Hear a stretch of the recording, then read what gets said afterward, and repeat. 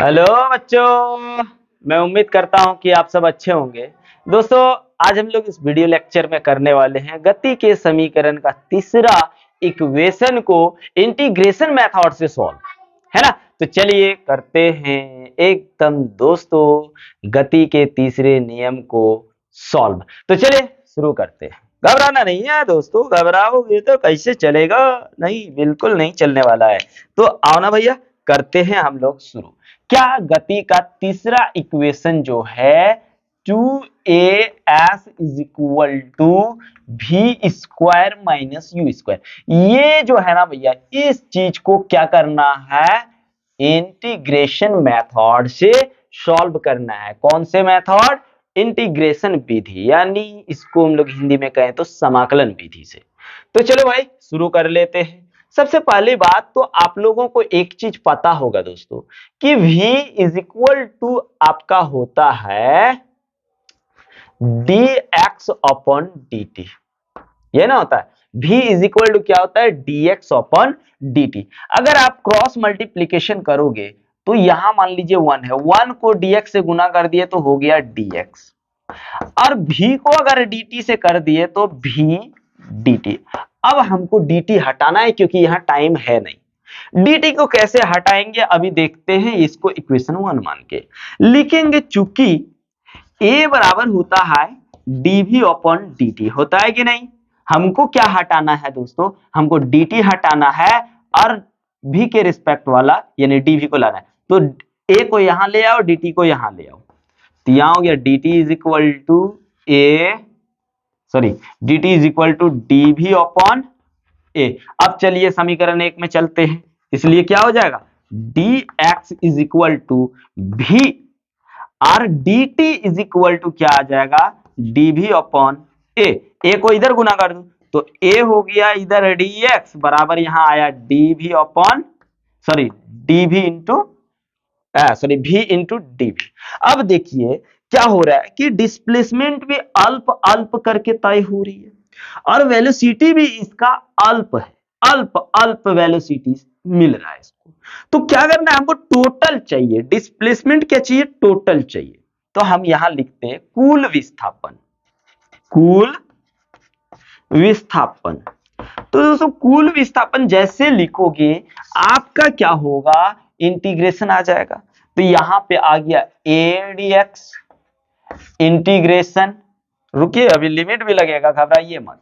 फिर यहां आ गया v dv इंटीग्रेशन।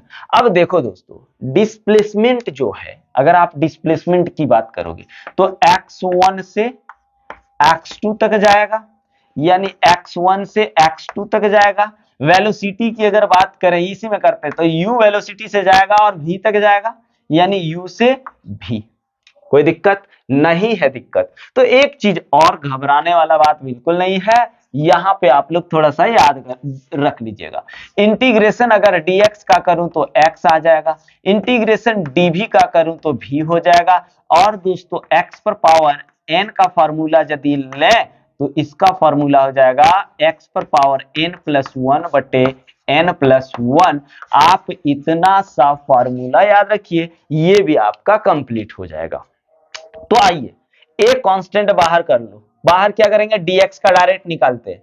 तो क्या आ गया, a बाहर कर दिए और dx का हो गया इंटीग्रेशन x।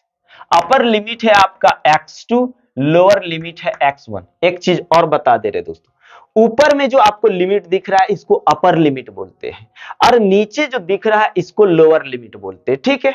चलो इसी तरह से अब यहां dx का तो इंटीग्रेशन ये हो गया, लेकिन v का क्या होगा, v का इस फॉर्मूला में जाना होगा। किस तरह से, इस तरह से देखिए, v पर पावर मान लीजिए 1 है, इंटीग्रेशन करना है dv से, तो यहां पे x पर पावर n यानी पहले से जो पावर है, x पर पावर n यानी v पर पावर n 1 है, n की जगह कितना है 1 है, फिर प्लस क्या आ जाएगा, प्लस आपका 1 बटे में भी n प्लस 1, n है 1 फिर प्लस है 1, तो यहाँ क्या हो गया, v का स्क्वायर अपॉन 2। देखो ना, x की जगह x पर पावर n तो v पर पावर 1, वही हुआ। तो इसका क्या हो गया आपका v स्क्वायर बटे 2, अपर लिमिट और लोअर लिमिट को रख देना v और u।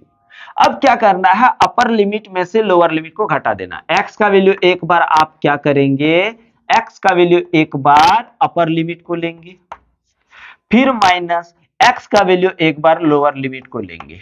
चलिए वैसे ही क्या करना, 1/2 बाहर रख लो।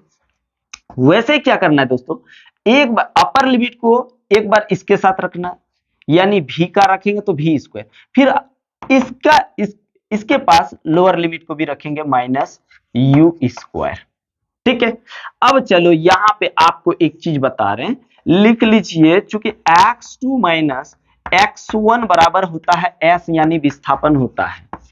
क्या होता है भैया, विस्थापन होता है। कैसे, तो विस्थापन बराबर क्या होता है, अंतिम स्थिति माइनस प्रारंभिक स्थिति। ये अंतिम स्थिति है और ये क्या है आपका प्रारंभिक स्थिति है। और x2 minus x1 is equal to क्या, s। s को हम लोग विस्थापन बोलते हैं या विस्थापन को s से सूचित करते हैं या डिनोटेट करते हैं। तो इसके जगह क्या आ गया, a इंटू एस हो गया, और इधर 1/2 v square minus u square.